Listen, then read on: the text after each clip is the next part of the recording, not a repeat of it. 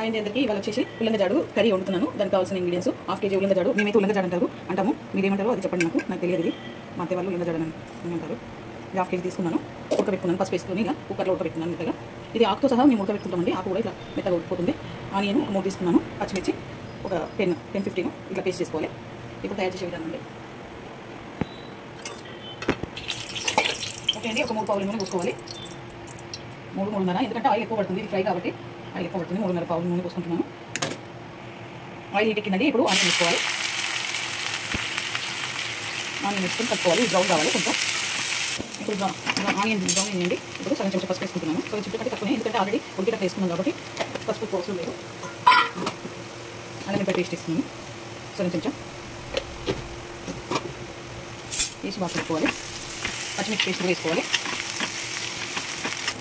పచ్చిమిర్చి పేస్ట్ కూడా వేసేస్తున్నాను.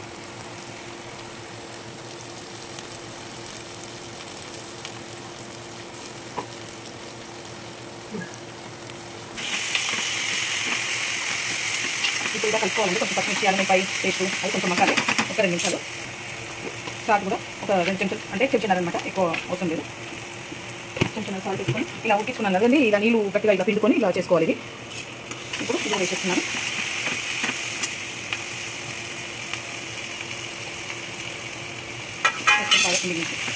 ఇది కుక్కర్లో ఉడకబెట్టుకోండి, ఎందుకంటే లేకుంటే గిన్నెలో ఉడకబెట్టుకుంటే గ్యాస్ ఎక్కువగా ఉంటుంది. కుక్కర్లో అయితే జల్ది ఉడికిపోతుంది, మనకు సేవ్ అవుతుంది గ్యాస్. ఓకే అండి, ఇది రెడీ అయిపోయిందిగా. ఈ వీడియో కనుక నచ్చితే లైక్ చేయండి, షేర్ చేయండి, కామెంట్ చేయండి, సబ్స్క్రైబ్ చేయండి. ఇది రైస్లో కానీ, చపాతీలో కానీ, రోటీలో కానీ, జొన్న రొట్టెల కింద చాలా బాగుంటుంది. మీరు ట్రై చేయండి ఇంట్లో. హెల్దీ కూడా. ఇది సమ్మర్లో ఇస్తారు. మర్చిపోయిన ముల్లంగి అంటారు దీన్ని. ఇప్పుడు గ్యాప్. Okay friends, bye.